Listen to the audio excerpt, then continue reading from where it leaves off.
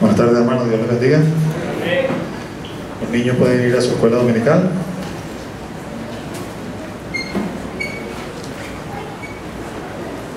Dios es bueno, amados. Siempre bueno. El Señor siempre está en control. Amén. Esta mañana, en el primer servicio, tuvimos la visita del hermano Melchor. Él es el hermano Guarado por el cual hemos estado orando. Tiene un cáncer en el pie. Ese cáncer está focalizado en el dedo gordo del pie. Que hemos visto la mano del Señor respondiendo, ¿no? En el sentido que el médico le decía que no se explicaba cómo ese cáncer, él lo definió como un melanoma muy agresivo, no había hecho ya metástasis, ¿no? Y lo que le había dicho el médico, hacia la zona de Tucupita, que había que amputarle toda la pierna, se había reducido a amputarle solamente ese dedo, ¿no? Porque está encapsulado allí. Muchos de ustedes están enterados porque hemos estado orando por él. O sea, le ha pedido a la iglesia pues que esté pendiente en ese sentido, y lo iban a operar el lunes pasado. Sin embargo, se puso nervioso, se le subió la tensión,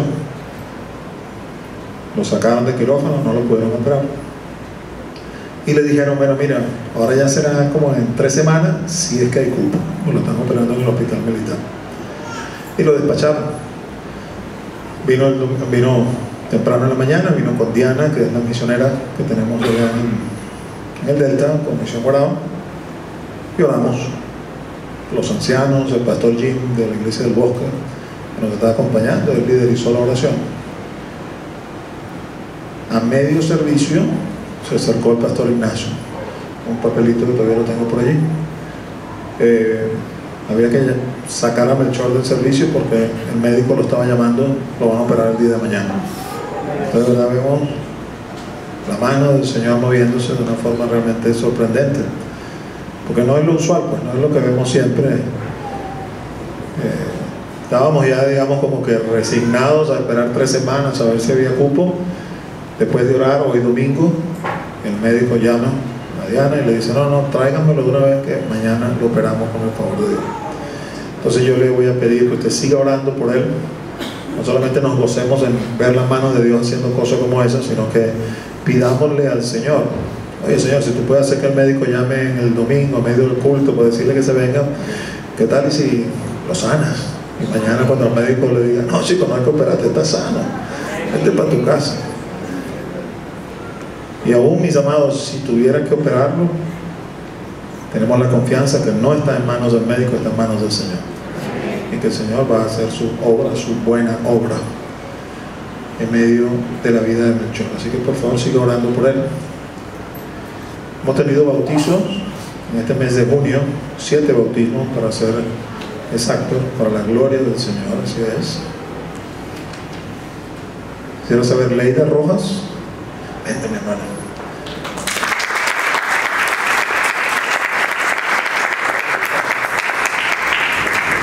Hemos entregado otros certificados, 4, porque fueron 4 bautismos acá en Caracas y 3 bautismos allá en Barranca. Nos faltaba por entregar el de Leida. Tiene su rostro, acompaña, vamos a orar por Leida y de una vez oramos por la predicación. Padre, en el nombre de Jesús, en ese nombre que es sobre todo nombre, te damos, Jesús, las gracias, Señor, por Leida. Te damos gracias por las otras hermanas, Señor, que se bautizaron y ya recibieron su certificado. Y te ruego, mi Jesús, Señor, que seas propicio, que tú, mi Dios, Señor, hagas la obra, Señor, la conduzcas, la guíes, la dirijas, Señor, te reveles a ella, Señor, la palabra le sea revelada, entendida, y ella pueda caminar, Señor, en pos de ti siempre, Jesús. Glorifícate, Señor, tomándola de las manos, Señor, y dándole mucha bendición no solamente a ella, sino también a su familia, mi Dios. Así como hicimos ese día que bajó las aguas, hoy una vez más, Señor, le encomendamos a ti, a tu cuidado, a la palabra y el Espíritu Santo, y lo bendecimos en el nombre de Jesús. Y te rogamos, Señor, también que tú tomes, Señor, la palabra que vamos a hablar en esta tarde y la uses, Señor, para que sea útil para que no vuelva a ti vacía, sino que haga en conformidad con el propósito que tú la has enviado. Oramos en el santo nombre de Jesús. Amén y amén. Amén. Amén. Gloria a Dios.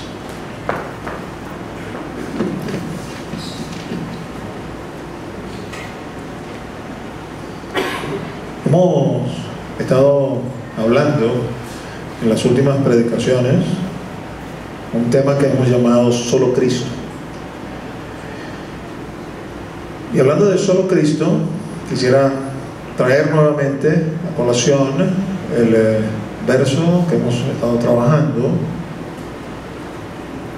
verso que ya a estas alturas usted debe saberse de memoria, en el Salmo 27, versículo 4, y hemos dicho, queremos hacer de este versículo el versículo de la congregación, el versículo de la iglesia. Una cosa he demandado a Jehová, esta buscaré: esté en la casa de Jehová todos los días de mi vida, para contemplar la hermosura de Jehová e inquirir en su santo templo. Y le hemos pedido que durante este año nos acerquemos al Señor con esto por delante. No vamos a demandar más nada delante del Señor. Lo que vamos a demandar delante del Señor es esto que está aquí. Solamente te voy a buscar a ti, Señor. Aquí mi mundo alrededor se puede estar cayendo a pedazos, pero tú estás conmigo. Amén. Tú sigues gobernando. Amén. Tú sigues reinando. Tú sigues estando en el trono. Amén. No sé qué va a pasar. Se colapsa la economía. Vas a volver a levantar cuervos que traigan carne. Va a seguir lloviendo. Va a volver a llover maná del cielo. No lo sé.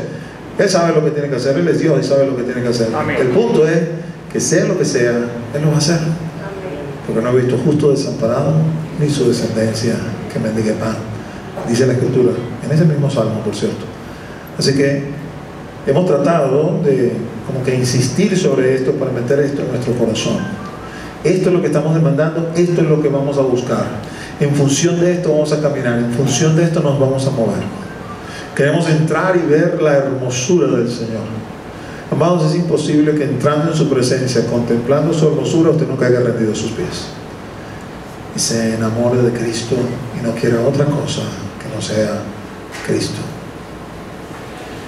Y no solamente entramos allí para contemplarle, entramos allí también para inquirir en su templo.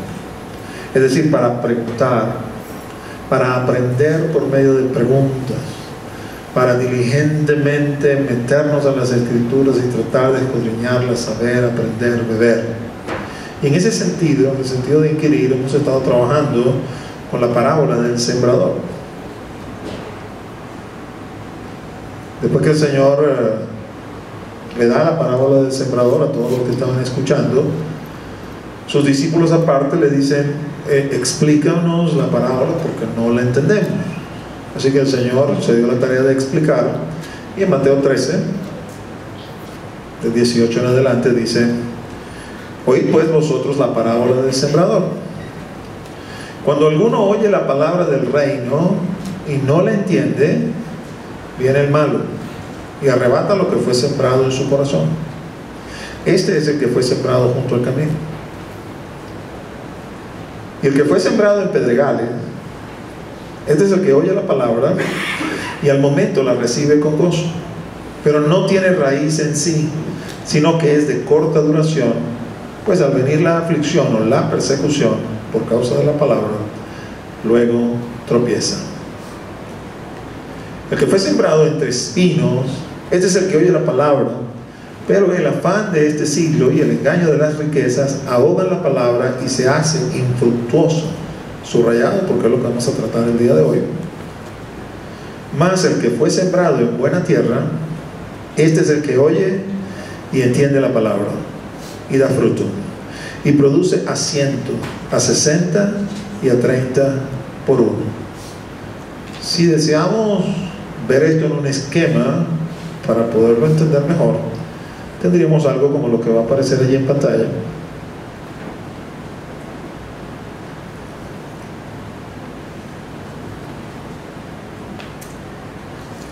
La semilla es la palabra de Dios. Puede no germinar, puede germinar. Si no germina, pues hay una serie de eventos que vamos a ver brevemente. Si germina, hay otra serie de eventos que también vamos a ver brevemente. Pero quisiera enfatizar aquí en principio, la semilla es la palabra de Dios. Tú puedes escuchar un buen discurso, puedes escuchar algo bien elaborado, tú puedes escuchar algo con muy buena intención, puedes pararte en un púlpito para aupar a las personas, para hacerles subir su ego, su autoestima, pero eso no cambia a la gente. Lo que cambia a las personas es la palabra de Dios. Y lo que tenemos que sembrar en los corazones es la palabra de Dios, no es otra cosa. Los sermones, las prédicas, porque eso que les acabo de decir es bueno para cualquier otro escenario, pero desde el escenario de un púlpito, lo que deberíamos traer, los que predicamos, los que Dios nos ha dado esta tarea, este honor, es estrictamente la palabra de Dios. Amén. El sembrador salió a sembrar la semilla, y la semilla, Cristo dijo, es mi palabra. Porque es la palabra lo que realmente puede producir un cambio en las personas. Amén. Así. Pablo le decía a los hermanos de Corintios, yo no he venido a ustedes con sabiduría de hombres o con multitud de palabras, sino con poder de Dios. Y ese poder reflejado en su palabra. El poder de Dios reflejado en la palabra, el Espíritu Santo toma la palabra y la vivifica. Y vivificada en nosotros hace una obra donde nos convence de pecado, de justicia y de juicio. Nos hace ver nuestra condición y la necesidad que tenemos de acercarnos a Cristo. Pero eso no lo puede hacer hombre alguno. Quizás algún hombre disertando bien pudiera tocar nuestro intelecto, manejando la lógica de una forma precisa, de una forma admirable, pudiera venir sobre nosotros y nosotros decir, wow, sí, es verdad. Pero eso está aquí a nivel de intelecto solamente. No va al corazón, porque quien lo va al corazón es el Espíritu Santo por medio de la palabra. Y cuando está solamente aquí en el intelecto, no produce cambio. Cuando llega el momento de poner eso por obra, no lo puede poner por obra, porque no ha habido un cambio, porque no ha habido una regeneración, que solamente la puede hacer el Espíritu Santo. Así que lo que nosotros tenemos que hacer, hablando de los que somos cristianos, que ya nos hemos bautizado y que de alguna manera tenemos que emular al sembrador, siembra la palabra. Tú puedes aprender de psicología, tú puedes aprender de autoayuda, puedes aprender de una serie de cosas y quizás puedes usarla en algún momento como un recurso para poner un ejemplo o algo así por el estilo, pero jamás sustituirá eso la palabra de Dios. Esa tiene que ser la semilla. Eso es lo que tenemos que sembrar en los corazones, eso es lo que tenemos que hablar. Y si nos acercamos a alguna iglesia, eso es lo que debe usted escuchar desde los púlpitos. Y usted se acerca a una iglesia y lo que escucha desde el púlpito, la anécdota, el chiste, la teoría, el fulano, el sutano, y pasó la hora, las 2 horas, y en ninguna parte ni siquiera leyeron un versículo. No vaya más para esa iglesia. Ahí no va a recibir nada que realmente lo cambie, lo transforme, lo regenere, lo haga mover, lo haga pensar, lo haga escudriñar, lo haga ponerse frente al espejo de Dios, porque eso solo lo hace la palabra de Dios. Como estamos hablando de cosas que son de Dios, si no germina, el evento de no germinar tiene que ver con la presencia de el malo. Así lo dice el Señor cuando lo describe. Viene el malo y arrebata la semilla. El malo de nosotros, sino el diablo, que el Señor lo reprenda. Y lo hace con el propósito de que no crean, porque si no creen, no se salvan. Entonces fíjese usted qué es lo que sucede, qué es lo que pasa. Predicamos la palabra. Esa es nuestra tarea. Quien produce que crezca ahí en los corazones, que germine, es el Señor por medio de su Espíritu Santo. Pablo le decía a los hermanos de Corintio, yo como perito arquitecto he puesto el fundamento, yo sembré la semilla, Apolos vino y la regó, pero el crecimiento lo da Dios. El que realmente se mete en lo profundo del hombre y produce el cambio. Cuando usted expone la palabra, puede pasar que esa persona que está recibiendo la palabra todavía el Espíritu Santo no la ha tocado. Y si no la ha tocado, esa palabra no va a hacer efecto. Va a venir el diablo, que el Señor lo reprenda, va a quitar la semilla, la persona no va a creer, y si no cree no se salva. Porque la salvación no es por obra, la salvación es por creer. Pero no creer a mi manera. No existe tal cosa, yo creo en Jesucristo a mi manera. O se cree a la forma de la palabra, o simplemente no se cree. Una de las astucias del malo es hacerle creer que usted puede creer a su manera. Y como usted está creyendo a su manera, usted dice, bueno, como la palabra dice que el que no cree no se salva, como yo sí creo, seguramente sí me voy a salvar. Pero no estoy creyendo conforme a la palabra, estoy creyendo conforme a mí mismo, conforme a mi parecer, mi juicio, mi opinión. Eso no produce salvación. La iglesia, nosotros, tenemos que orar, pidiéndole al Señor que la acción de sembrar la semilla, de evangelizar, de discipular, rinda su fruto, porque es un evento espiritual que está sucediendo. El diablo, que el Señor lo reprenda, no quiere que usted se mueva de las tinieblas en que se encuentra a la luz admirable del Señor, y por lo tanto va a hacer todo para confundir el mensaje. Chicos, ese libro lo escribieron hace eso por 200 años. Y cualquier cantidad de gente metió su mano allí. ¿Qué garantía tienes tú que eso es verdad o que es mentira? Eso es puro cuento de vieja, eso es puro cuento. No creas eso. Cualquier cantidad de razonamientos vienen para trancar, parar el efecto de la palabra. Ahora, supongamos, porque hablamos suficientemente en la prédica que hablaba acerca de eso, que sí germinó. Si germinó, de acuerdo a lo que el Señor nos habla. Tenemos tres tipos de corazón. El primero de ellos es la fe, que no resiste pruebas. Y entiéndame por qué vamos a hablar de fe. Pudiera decir el corazón que no resiste pruebas, pero la razón es la siguiente: la respuesta de Dios al pecado se llama gracia. El Señor nos visita con su gracia, y la respuesta que tiene que dar el hombre es fe. La gracia se extiende de parte de Dios y el hombre responde a Dios con fe.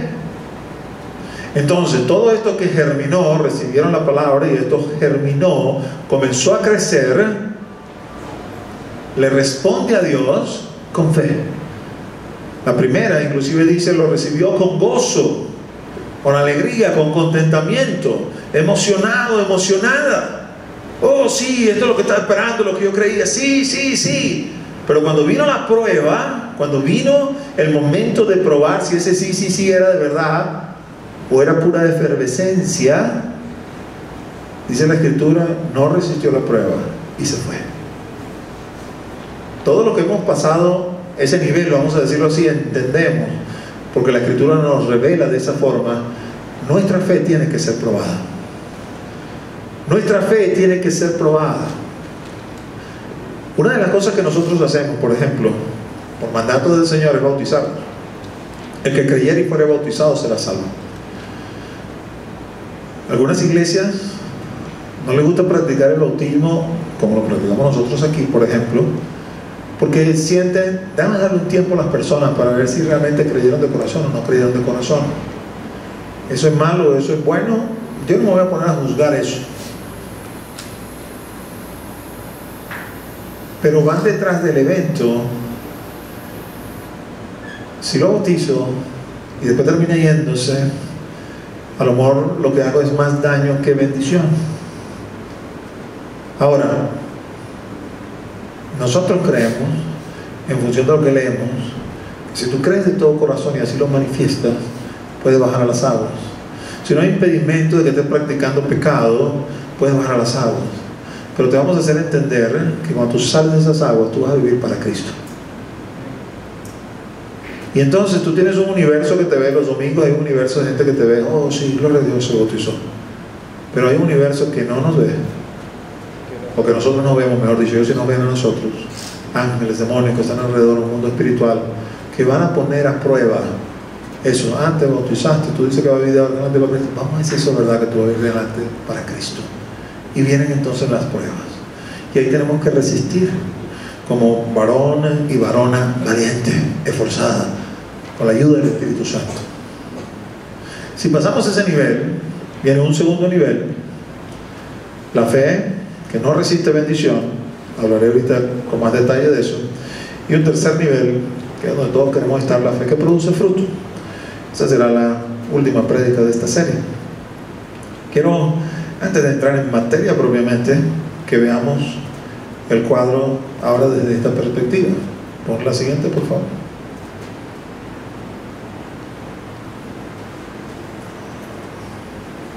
La semilla es la palabra de Dios. Vamos a hacer un ejercicio matemático sencillo. Vamos a pensar en 100 personas.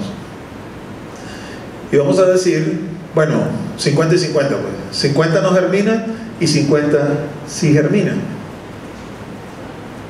Mi opinión personal es que un cálculo como este es bien optimista. Bien optimista, ¿por qué?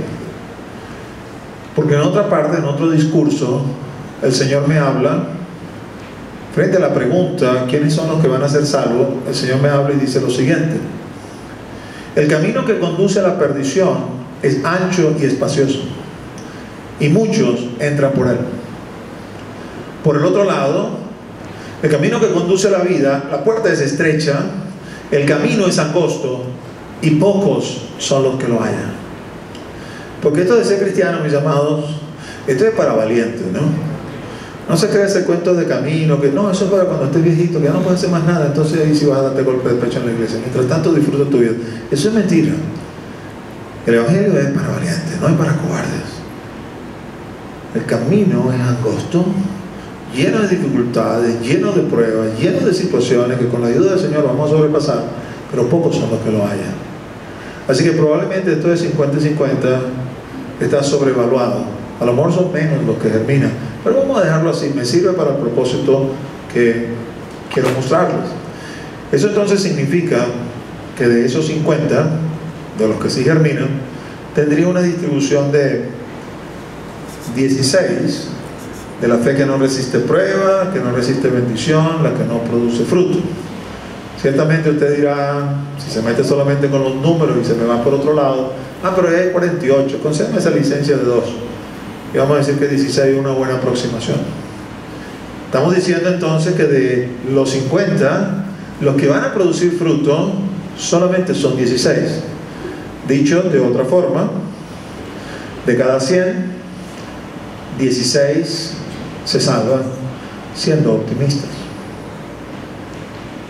Cuando usted ve el número así de esa perspectiva, dice, oh, 16%, eso no es nada. Realmente no quiero que lo vea desde esa forma, yo quiero que lo vea de la manera, gracias a Dios que yo estoy en ese 16. Aleluya. Y se sienta contento, se sienta agradecido que Dios le ha llamado.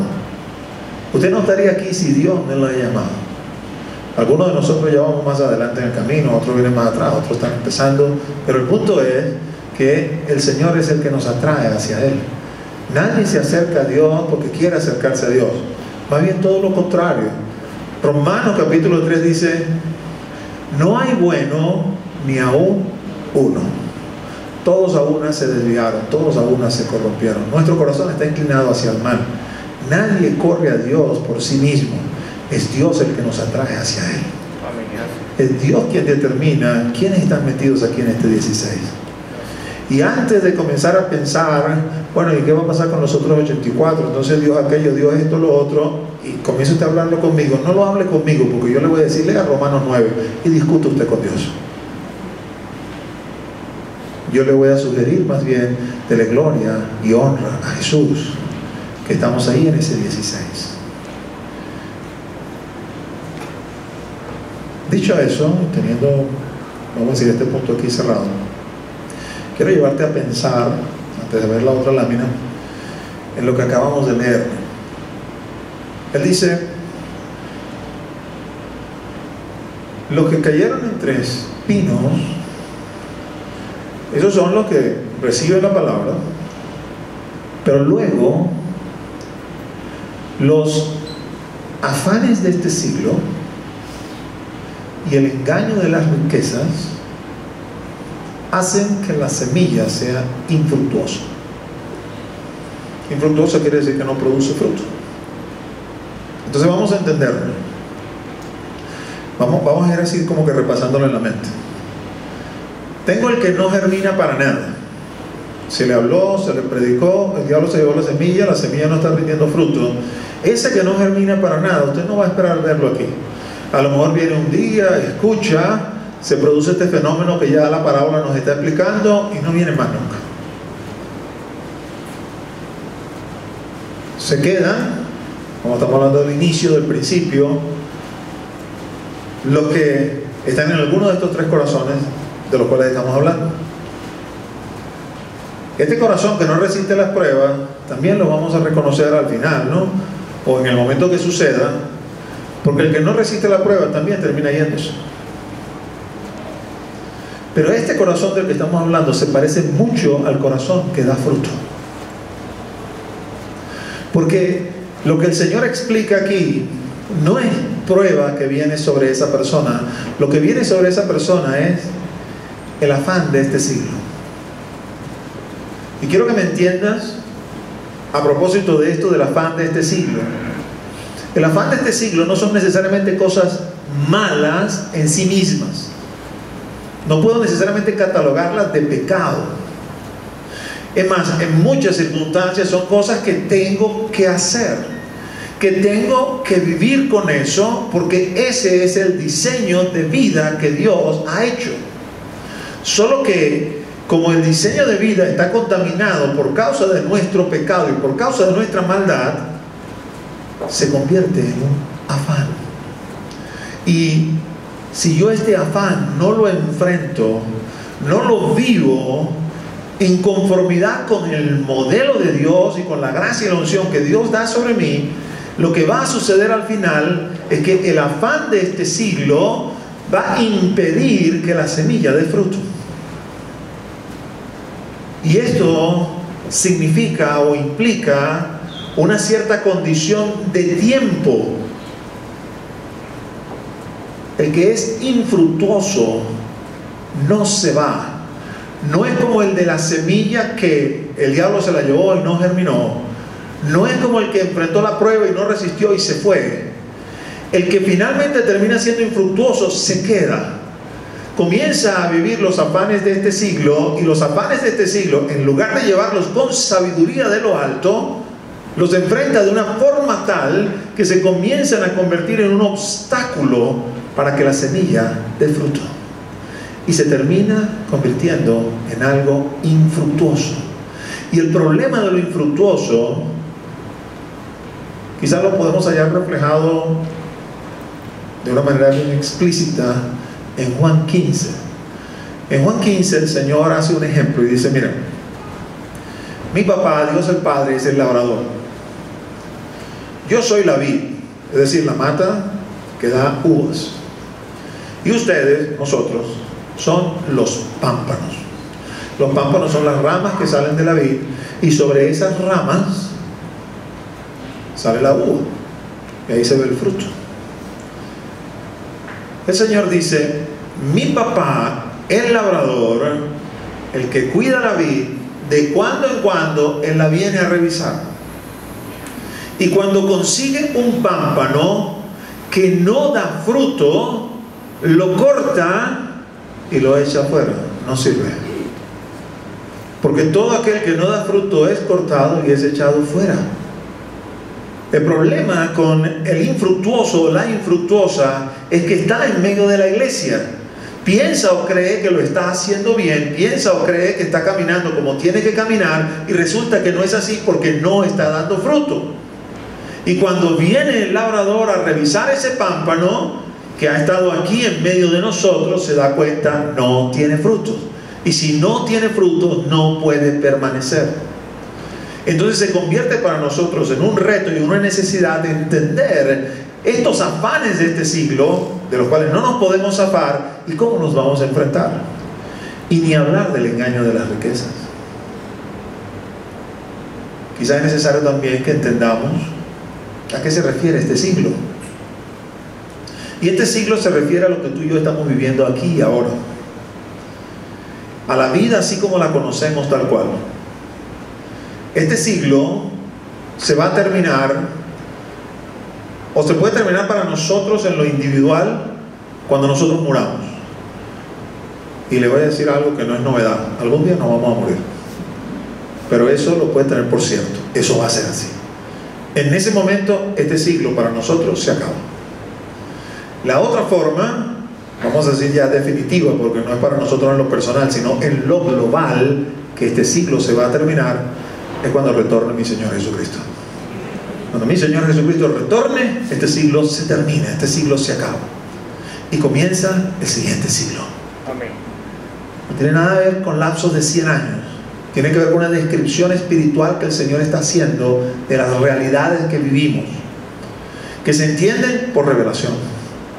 Pablo la había comprendido. Pablo declara: yo tengo por cierto que los sufrimientos del siglo presente no son comparables con la gloria del siglo venidero. O cuando Jesús, respondiendo a una pregunta de sus siervos, de sus apóstoles, que le hablan y le dicen: mira, hemos dejado todas estas cosas por ti, ¿qué vamos a recibir nosotros? Y el Señor le responde: no hay ninguno que habiendo dejado, y comienza toda una lista, por causa de mí, no reciba 100 veces más en este siglo y en el siglo venidero la vida eterna.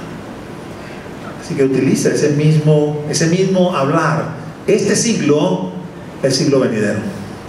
Aquí en la parábola se nos habla de los afanes de este siglo. Crece, pero crecen también espinos, los afanes del siglo, el engaño de las riquezas hacen que sea infructuoso.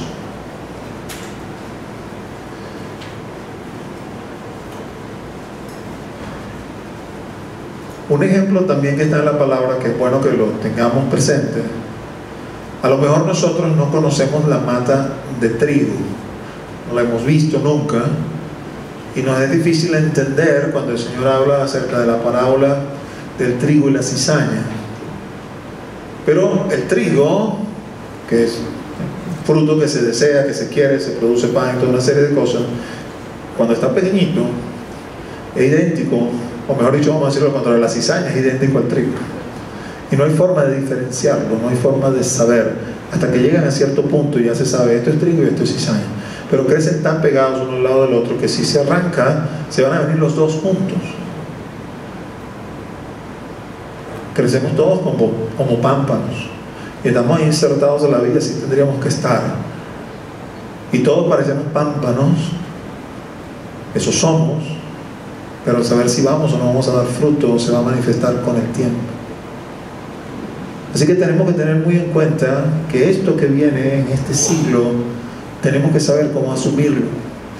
Y yo le preguntaba al Señor y le decía: mira, Señor, yo necesito que tú me des algo que yo pueda hablar, que yo pueda compartir, que sea pertinente y que sea comprensible, porque si yo puedo tomar acerca de los afanes de este siglo cosas que definitivamente son pecaminosas y que todo el mundo las va a entender. Si hablamos de los afanes de este siglo, hablando por ejemplo del amor del mundo, bueno, está claro y es comprensible, no puedo amar al Padre, no puedo amar al mundo, eso es incompatible el uno con el otro.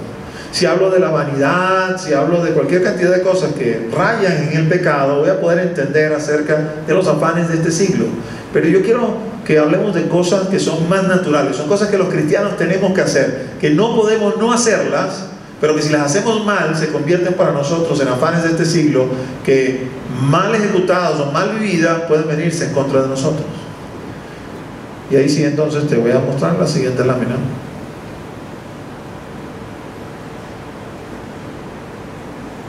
Afán de este siglo: matrimonio, hijos, trabajo. Engaño de la riqueza, prosperidad. Cuando ves estos nombres aquí listados, entonces puedes entender. Ok, ahora voy entendiendo por qué el corazón que no resiste una bendición, ¿no? Porque todas estas cosas son bendiciones. Bienaventurado el varón que haya esposa. El matrimonio es idea de Dios, no es idea de nosotros. Y cuando usted da las cosas en manos de Dios, Dios le da a la esposa que usted necesita, que lo ayuda en este caminar y en este andar. Los hijos son bendición. Bienaventurado aquel que llenó su alma de hijos en su juventud. No será avergonzado cuando hablare con sus enemigos en la puerta. El trabajo es una bendición. El que no trabaja no coma, así que todo el que tiene trabajo, puede comer. Y se trata de nosotros los hombres. Dice, si usted no provee para su casa, usted es peor que un incrédulo, usted ha negado la fe. Todo es una bendición. El que seamos prosperados es una bendición de parte de Dios. Pero mal enfocados, mal llevados, mal conducidos, pueden a la larga resultar en que seamos infructuosos, que no llevemos frutos. Tenemos que vivir esto, tenemos que vivenciar esto, es parte de nuestro andar, de nuestro caminar, pero tiene que ser llevado correctamente, porque si no se lleva correctamente, puede convertirse para nosotros en una situación triste, pues, y lamentable. Permíteme leerte una porción que se encuentra en 1 Corintios. 1 Corintios 7, 28 y 29. Mas también si te casas, no pecas. Y si la doncella se casa, no peca. Pero los tales tendrán aflicción de la carne. Y yo os la quisiera evitar. Pero esto digo, hermanos, que el tiempo es corto. Resta pues que los que tienen esposa sean como si no la tuviesen. Ciertamente yo no puedo tomar esta porción solamente y de aquí hacer toda una doctrina que tenga que ver con matrimonio, porque estaría incompleta. Debo leer todo 1 Corintios 7, porque todo 1 Corintios 7 es la parte donde Pablo más diserta acerca del matrimonio. Y debo juntar eso con lo que dice Efesios y con lo que dice Colosenses para tener la idea completa de lo que el Señor me está planteando, de lo que el Señor me está diciendo. Pero sin embargo, esta porción no puede ser dejada fuera. Cuando se habla acerca del matrimonio, cuando se habla acerca de lo que debe ser un matrimonio, cómo debe ser un matrimonio, cuando se habla a propósito de esto referido en lo que tiene que ver con los afanes de este siglo, esta parte tiende a obviarse, porque de alguna manera resulta incómoda. Si te casas no pecas, pero si te casas vas a tener aflicción de la carne. Entonces tú dices, bueno, entonces mejor no me caso. ¿Quién quiere aflicción de la carne? Nadie. Pero cuando lees todo el capítulo, veas al principio que dice, amigo, usted no tiene más remedio que casarse. Porque la Escritura te dice, la única forma que no te vas a casar es que tengas don de continencia. Pero si no tienes don de continencia, tienes que casarte. Porque mejor es que te cases y no que te estés quemando. Entonces uno dice, como que me empujas hacia la cuestión, ¿no? Porque yo no puedo tener don de continencia y me lo puedo inventar. Tú eres el que me da don de continencia. Y si no me lo diste, no me lo diste, me tengo que casar, punto. Pero si me caso voy a tener la aflicción de la carne. Entonces uno dice, bueno, como que sí, tengo la razón, pero voy preso, ¿no? Por donde me metas, ahí. Matrimonio, como les dije, idea de Dios. Génesis. Un hombre y una mujer, ¿no? Oigan bien lo que le estoy diciendo. Un hombre y una mujer. No crea cuento de camino. Hombre no puede redefinir matrimonio. El matrimonio lo estableció Dios. Amén. Y aunque el hombre diga lo que diga, quedó bien clara la definición de Dios y esa es inmutable. Amén. Así es. Y por ella nos regimos, por ella caminamos. Dios hace este diseño y este diseño en esencia puro y de bendición. Pero cuando nuestros padres, Adán y Eva, pecan, todo se echa a perder, incluyendo la relación matrimonial. Porque al pecar, viene sobre nosotros una ley que se llama pecado y está aquí en la carne. Imagínese que usted llegó soltero al Señor, joven, jovencita, soltero, y ya viene lidiando con su carne, porque antes de conocer al Señor usted por naturaleza es rebelde con Dios. Pero Dios viene a su vida, lo toca y usted entiende, establece una relación con Dios, y en esa relación con Dios usted sigue peleando con su carne para sujetar su carne.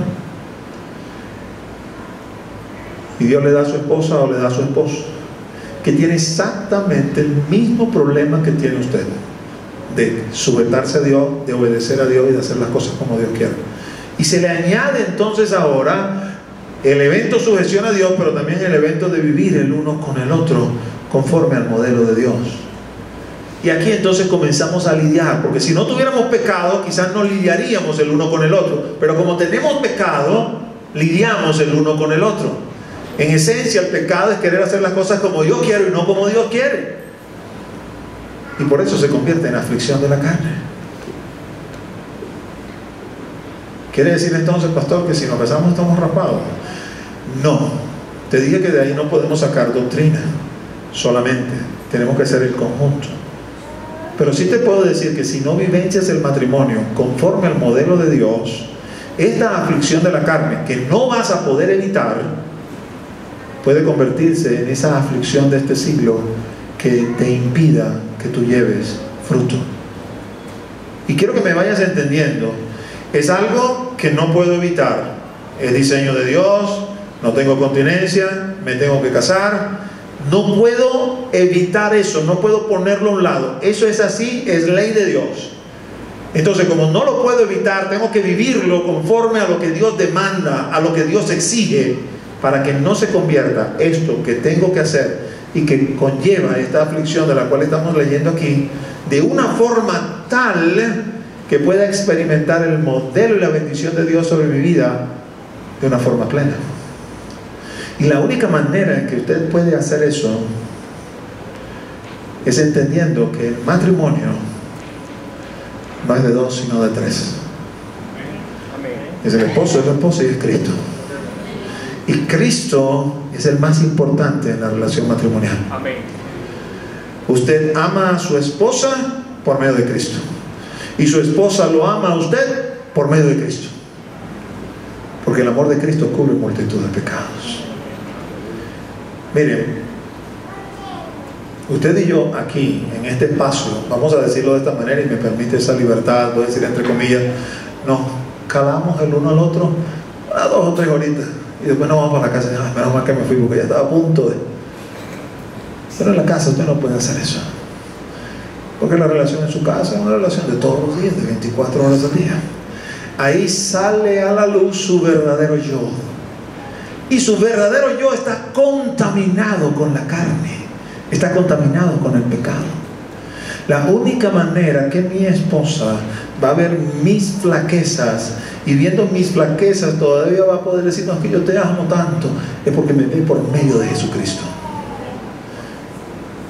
Y lo mismo de mi persona para con ella, porque nos vemos por medio de Cristo. Cristo es el elemento que nos une. Cristo es el elemento que nos da cohesión. En Cristo yo puedo entonces entender el modelo de Dios para el matrimonio y asumirlo. Porque cuando se trata del modelo de Dios, hablando de mi persona, el hombre, ustedes hombres que están casados, Cristo me lleva a Efesios y me dice, ven acá, hijo, obsérvame a mí. Yo soy el esposo, va a decir él, y la iglesia, esa es mi esposa. Ama a tu esposa como yo amo a la mía. Yo me entregué por ella, yo di mi vida por ella, yo proveo a ella, yo la guardo, yo la protejo. Así tú tienes que amar a tu esposa. Y usted entiende, viendo esto y entregando su vida a Cristo, que eso es lo que Cristo quiere que usted haga allí en su matrimonio. Y antes que las hermanas que están casadas, nosotros quizás muchos matrimonios aquí comiencen a darle codazo a los esposos, codato. El Señor le dice también a las mujeres, le dice, hija, mira a la iglesia es mi esposa, mira cómo la iglesia se sujeta, mira cómo la iglesia está en sumisión, cómo la iglesia me reconoce como su Señor, y haz tú lo mismo con tu esposo. Porque ese es el lugar que yo le he colocado, el lugar que yo le he dado. Y no tiene la esposa que está reclamando al esposo, ámame como Cristo ama a la iglesia, ni el esposo reclamando al esposo, sujétate como la iglesia se sujeta a Cristo, porque esa es nuestra relación con Él. Lo hacemos porque le amamos a Él primero. Cuando usted comienza a amar a su esposa o a su esposa primero, antes que el Señor, eso es terrible, mis amados. A la vuelta puede haber una caída, puede haber una situación difícil. Ambos tenemos que amar a Cristo por encima de todas las cosas, aún por encima de nosotros mismos, del amor que nosotros nos tenemos, porque no es que el amor no es genuino, está allí, el Señor lo ha puesto en el corazón, pero tiene que venir por encima de eso el amor a Cristo. Y allí el matrimonio es fortalecido, es bendecido. Y cuando tengo que enfrentar estas aflicciones de la carne, porque caramba, hermano, mire, déjeme decirle algo en lo personal. Yo quisiera que no se me saliera la carne. Yo quisiera que mi carnucha estuviera todo el tiempo ahí crucificada, ahí, inamovible. Pero no es así. No te creo, pastor. Yo te veo aquí en la iglesia y te veo como un corderito. Hable con mi esposa y hable con mis hijos para que vean. Ay, tú vieras ese pastor cuando se baja de la cruz. Yo quisiera que eso no me pasara. Y la única forma que ellos lo pueden tolerar y pueden aceptar cuando yo digo perdóname, lo hice mal, me equivoqué y me humille, es que ellos estén amando a Cristo y con el amor de Cristo puedan cubrir multitud de pecados. Y eso es recíproco para cada, de mi parte para con ellos también, y en medio de sus grupos familiares tiene que ser así, porque la aflicción de la carne no la vamos a poder evitar. Hay contaminación aquí. Y esta contaminación solamente se va a quitar cuando nos vayamos con Él. Antes de irnos con Él, la contaminación va a estar aquí. Y de cuando en cuando se va a manifestar con mucho pesar, con mucho dolor, porque no quisiéramos que eso pasara. Y cuando se manifiesta tenemos que estar prestos a pedir perdón y humillarnos. Pero eso se convierte en aflicción de la carne. Se convierte en aflicción de este siglo. Entonces usted se imagina, llega este jovencito, esta jovencita, llegó al Señor, no está casado, y cree en el Señor Jesús y se convierte y comienza a servir al Señor con todo su corazón y está metido en cualquier actividad de la iglesia. Usted es su líder y comienza a verlo, a examinarlo y dice definitivamente no tiene donde continencia, tiene que casarse. Y va y habla con él o con ella, mira, tienes que casarte por acá. Oh no, gracias, esa confirmación, ya el Espíritu me lo ha dicho, estoy orando por eso. Y llega y se casa. Y cuando se casa usted puede esperar quizás un tiempo de ajuste. Tiempo de ajuste que Dios va manejando ese tiempo de ajuste, vamos a decirlo así en esos términos. No podemos necesariamente ir al Antiguo Testamento. El Antiguo Testamento habla de un tiempo de ajuste de 1 año. Dice, si se casan y hay guerra en la nación, todos los mayores de 20 años tienen que salir a la guerra, menos los que todavía no han cumplido 1 año de casado. Déjalo allí tranquilito, no lo moleste, pero después que cumple 1 año tiene que salir y tiene que participar en las actividades de la nación. Entonces no nos vamos a poner así como que tiene que ser 1 año, pero ciertamente ese tiempo de ajuste no es eterno, ¿no? Entonces después que se casaron, se borraron del mapa, se desaparecieron. Ya no hay forma de servirle al Señor, ya no hay forma de hacer las cosas. No puedo venir a una vigilia porque, ay pastor, mi esposa dice que la dejó sola, o no puedo venir a un tiempo de oración porque mi esposo no, que lo tengo que atender, y comienzan a pasar una serie de cosas que usted dice, pero parece que como que no ha entendido el asunto del matrimonio, porque el matrimonio Dios lo diseñó, Dios lo dio, es mejor 2 que 1 porque se sujetan uno, se sustentan uno al otro, pero no pierdo de vista que no estoy para establecerme en este siglo, sino en el venidero. Y allí es donde entra esta amonestación cuando dice, el tiempo es corto, resta pues que los que tienen esposa sean como si no la tuviesen. Y después vienen los hijos. Entonces vienen los hijos y los que tienen hijos también se anulan. No puedo. Estoy sirviéndole al muchacho, estoy sirviéndole a la muchacha. No, amados. Tráigase ese muchacho y póngalo a servir al Señor también. Enséñele con el ejemplo cómo se sirve, cómo se hace. Tráigaselo para las oraciones, tráigaselo para la vigilia, tráigaselo para las actividades que se hacen en la iglesia y enséñele. Tráigaselo los domingos, congréguese con él, con ella. Siéntelo ahí calladito, tranquilito cuando está en la Santa Cena. No lo deje brincar, no lo deje saltar y enséñele con el ejemplo el temor al Señor. Si se trata del trabajo, muchos llegan desempleados. Ay, Señor, un trabajito, por favor, el Señor le da el trabajo. Y después que le da el trabajo, se acabó el tiempo para servir al Señor. No, pastor, tú sabes, para acá. Y vienen a justificarse delante de mí como que si usted cuando se presentara delante del tribunal de Cristo, el que va a estar sentado ahí soy yo. Ahí va a estar sentado Cristo, ahí no va a estar sentado yo. Es delante del Señor que usted tiene que medir, si tiene que pesarse. ¿Lo estoy haciendo bien con el Señor o no lo estoy haciendo bien con el Señor? Pastor, eso no es tan fácil de hacer. Claro, si no has desarrollado una relación con el Espíritu Santo, no es tan fácil de hacer porque no estás acostumbrado a escuchar su voz. Pero tenemos que acostumbrarnos a escuchar su voz. Cristo vive, amados.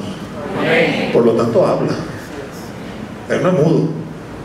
Y habla por medio del Espíritu Santo, que está dentro de nosotros. Que puede utilizar al pastor, a un líder, o X persona para hablarnos. Sí, claro, por supuesto.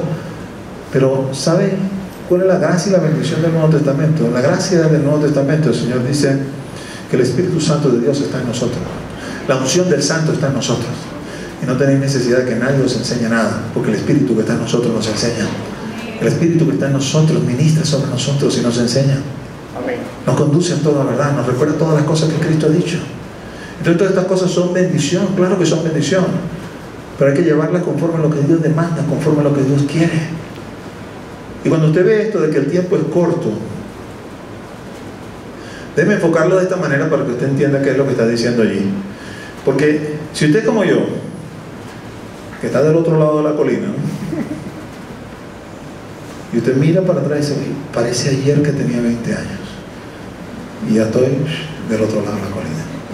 El tiempo si es corto pasó rápido. Pero el que tiene 20 años ve, pastor, sí, viejo, pasar cualquier cantidad de años hasta que yo llegue hasta allá. Y cuando llegue a esta edad, le va a pasar lo mismo que me está pasando, me dice, cortico. Y piensa y cree que se trata acerca de eso, está equivocado.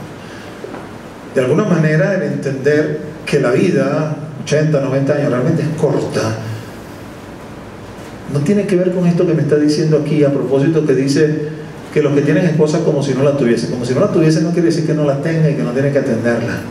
Lo que tiene que decir, o lo que quiere decir acá es que tenemos que ocuparnos de las cosas del reino también.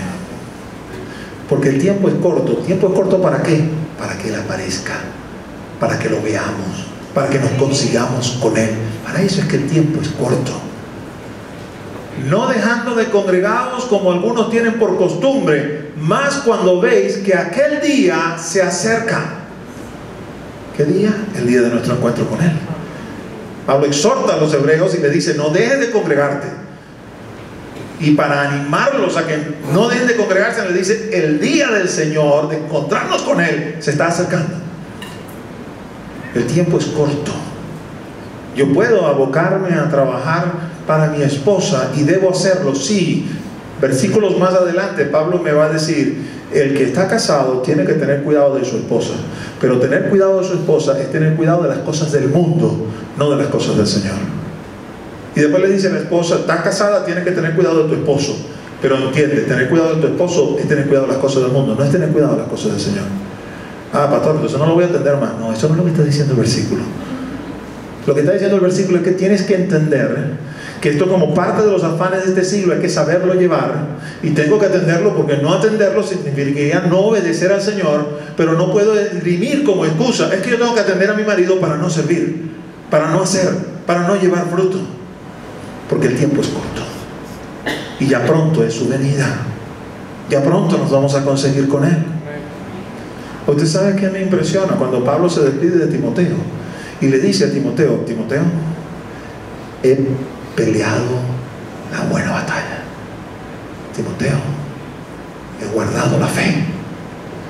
Timoteo, lo que me espera ahora es la corona de vida. Pero no solamente a mí, Timoteo, sino a todos aquellos.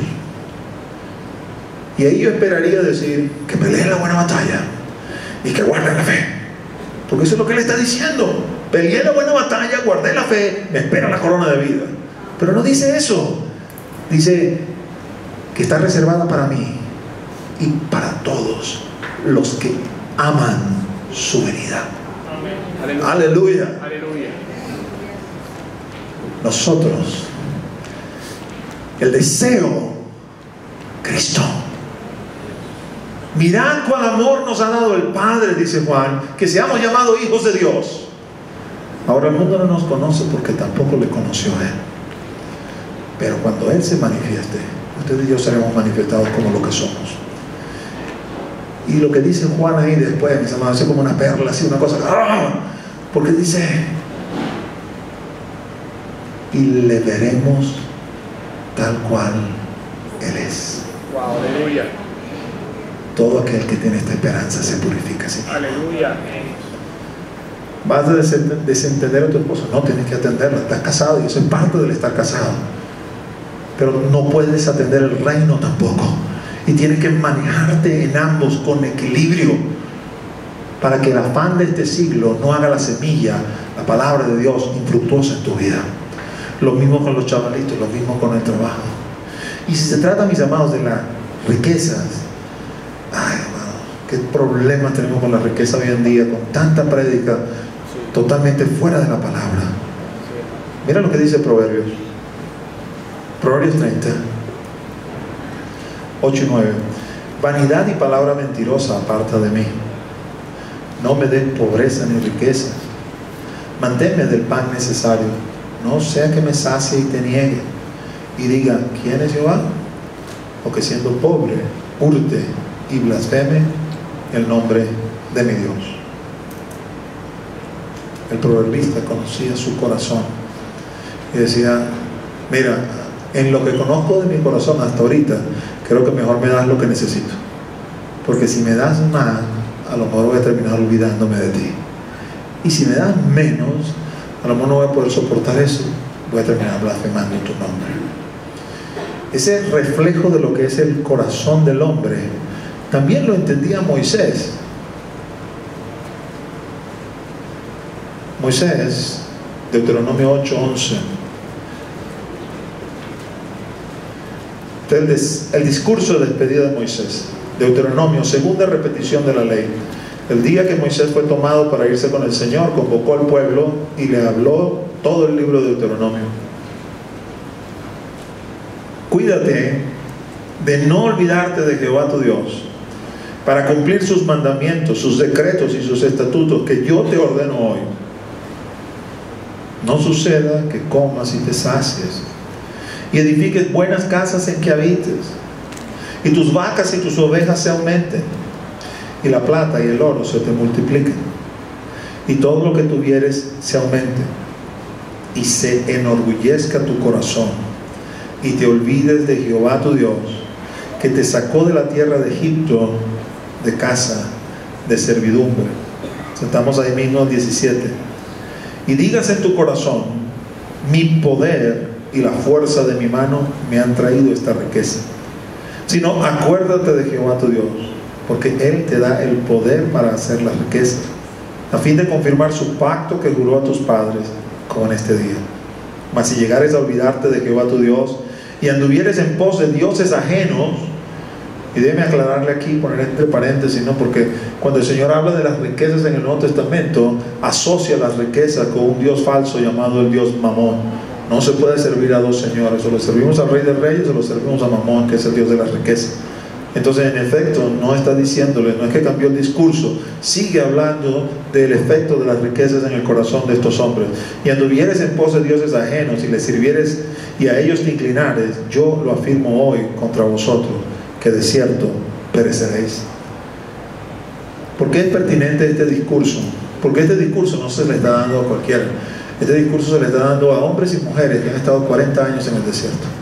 Este discurso se le está dando a hombres y mujeres que estaban chavalitos cuando salieron de Egipto, pero ellos cruzaron el Mar Rojo también. Ellos pudieron ver la mano de Dios. Ellos vieron la nube en el día, vieron la columna de fuego en la noche. Ellos vieron el maná todos los días. Ellos vieron a Dios obrando, vieron el milagro de las serpientes. Cuando las serpientes vinieron a picarlo, solamente levantar la mirada y el Señor los sanaba.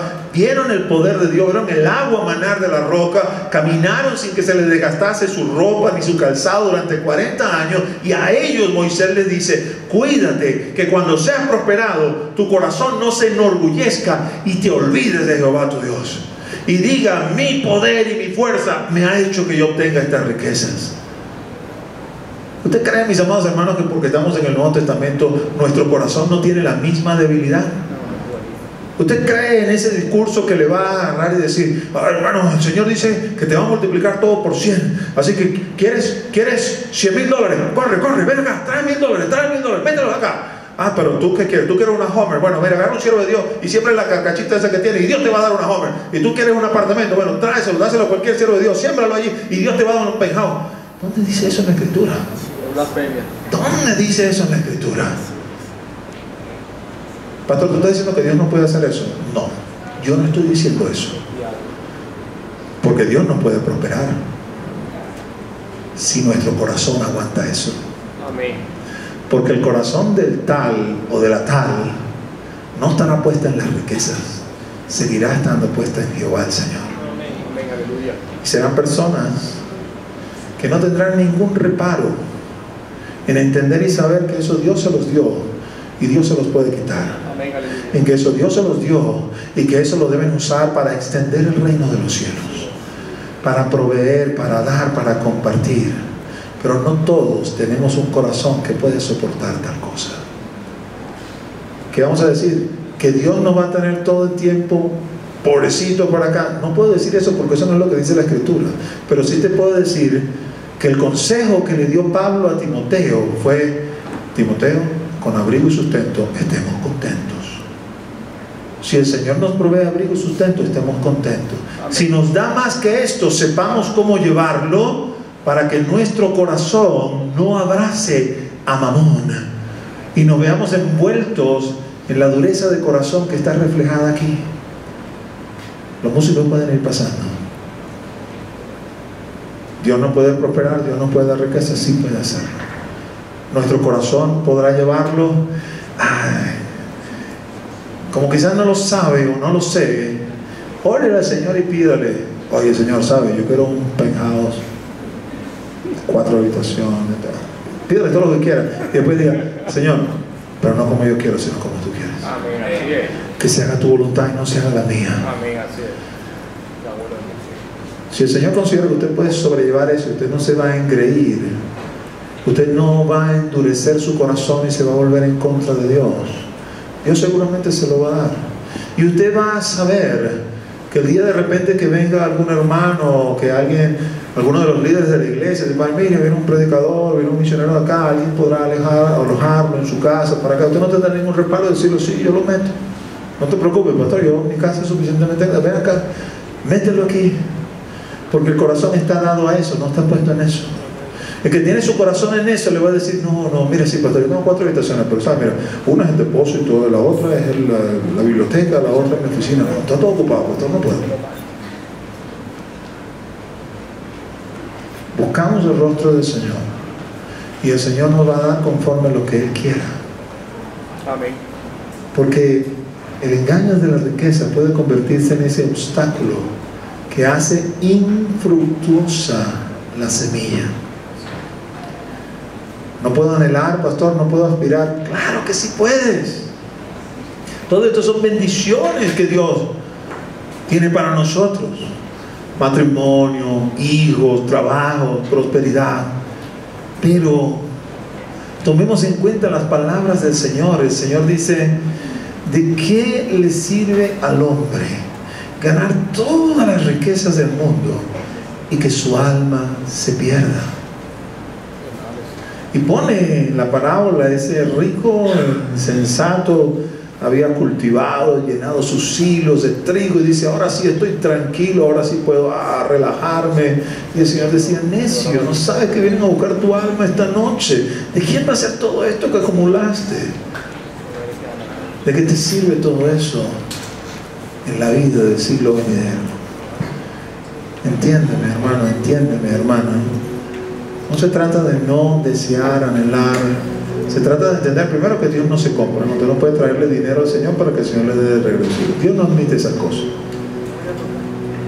Se trata de que lo que Dios me dé, lo que Dios quiera para mí, que yo lo pueda aspirar, nunca se meta en mi corazón de forma tal que haga que mi pámpano sea infructuoso.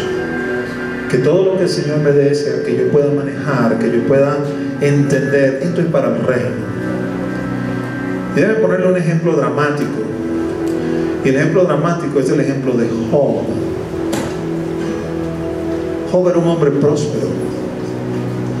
Era el hombre más rico sobre la faz de la tierra en ese momento. Y cuando el Señor permitió que todas sus riquezas le fueran quitadas, aún sus 10 hijos le fueran quitados, Jehová Dios, Jehová quitó. Bendito sea el nombre de Jehová. Y en todo esto Job no pecó, porque su corazón no estaba puesto en las riquezas, su corazón estaba puesto en Dios. Y cuando el Señor permite a Satanás una segunda oportunidad y le dice: ok, está bien, ya me provocaste en contra de Job para esto, y fíjate cómo ha permanecido íntegro, en vista de que tú dices que si le tocamos su carne él va a negar. Bueno, está bien, tócale la carne, solo que no toque su vida. Viene una enfermedad sobre Job, de la coronilla hasta los pies, terrible. La mujer no aguanta eso. Aunque no nos habla de la mujer de Job, pero debemos entender que ella también estaba siendo probada, ¿no? La pérdida de los bienes y la pérdida de los hijos también le había afectado a ella. Y ahora ver a su esposo en esa condición fue demasiado para ella. Y vine y le digo a Job: ¿hasta cuándo retienes tu integridad? Maldice a Dios, muérete. Y ella le dijo: como cualquier mujer fácil vas a hablar. ¿Recibiremos de Dios el bien y no recibiremos el mal? Él hace como quiere. Job retiene su integridad hasta el punto tal que en un momento, en el transcurso del libro, exclamando, dice: aunque Él me matare, en Él yo confiaré. Es un amor hacia Dios, una devoción hacia Dios, como la del corazón de Abraham. Abraham, tu unigénito, dámelo.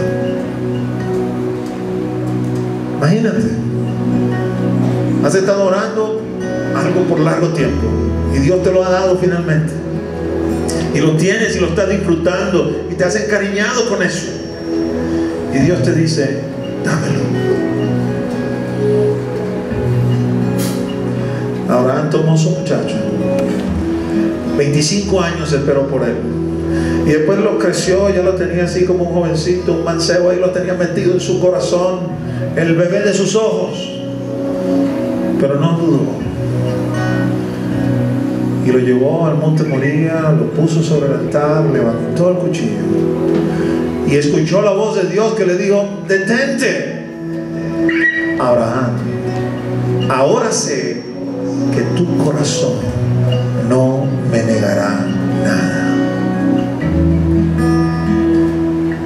Y antes de que comencemos a inventar qué podía estar pensando Abraham, la Biblia nos dice qué pensaba Abraham. Él es poderoso para levantarlo de en medio de los muertos. Aleluya. Ese era su pensamiento. Dios me dio este chavito y me dijo: en él las promesas que te he dado serán cumplidas. Y ahora viene y me dice que lo entregue. Esas dos cosas sé. Él me dijo que me iba a bendecir aquí, y Él me dijo que lo entregara. Más nada sé, ni me interesa saber más nada. Simplemente voy a obedecer, y Él va a ver cómo hace, porque Dios es Él, no yo, y Él va a cumplir lo que me ha dicho. Y por eso he llamado el Padre de la fe, porque creyó a Dios, no cuestionó a Dios, creyó a Dios. Dios nos va a bendecir con todas estas cosas: un buen matrimonio, buenos hijos, buen trabajo. Dios nos va a prosperar también conforme nuestro corazón aguante. Pero ninguna de estas cosas puede ser obstáculo para servirle. Ninguna de estas cosas puede tornarse en una pared, en un escollo que nos impida que la palabra de Dios dé fruto en nosotros. ¿Qué hubiese pasado si Lot, al ver a su mujer convertirse en una estatua de sal, hubiese volteado él también, o se hubiese lanzado ella a llorar porque la mujer tomó una decisión equivocada y miró hacia atrás y se convirtió en una estatua de sal? La escritura no habla nada de Lot, pero yo me imagino que su corazón estaba partido por lo que su mujer había hecho. Pero él tenía que seguir adelante, porque Porque por encima de su mujer estaba Dios. Amén. Y Dios era el que lo había sacado, Dios era el que le había dado la oportunidad, Dios era el que lo estaba conduciendo. Y a eso es lo que me refiero. Debemos manejar las bendiciones con la sabiduría de Dios, para disfrutar de ellas todo lo que Dios quiere que disfrutemos, pero jamás opacar la gloria de Dios. Porque por encima de todo, nuestra relación con Dios es lo que debe permanecer para siempre. Póngase de pie y vamos a tener un momento de oración. Padre, en el nombre de Jesús, levanta tus manos junto conmigo. Oh Padre, en el nombre de Jesús, aquí estamos, Señor, en esta tarde, después de haber escuchado tu palabra, pidiéndote: paséate, Espíritu Santo, paséate, Espíritu Santo, y toca nuestras vidas hoy. Fluye, fluye, fluye en lo más profundo, en lo más íntimo, allí donde solamente llega tu voz, donde solamente llega tu mano, en donde no queda nada ni nadie, sino solamente tú y yo. Toca allí, Señor, en esta tarde, y ministra sobre cada uno de nosotros. Susurra palabra de vida. Enséñanos, edifícanos, discipúlanos. Aleluya, aleluya, aleluya. Quizás hay en medio de nosotros algunos que no han entregado su vida a Cristo, que aún no tienen esa relación con el Rey de la Gloria. Y yo quiero decir que hoy es día de salvación para ti. Es el día que Dios ha escogido para que tú puedas venir a sus pies y rendirte a Él. Y yo quiero la iglesia orando junto conmigo en este instante. Recuérdate, es un momento espiritual. La semilla está siendo sembrada. Es un momento espiritual. Que fluya el Espíritu Santo para que la semilla caiga en buena tierra. Que fluya el Espíritu Santo y quite toda oposición del diablo. Aleluya.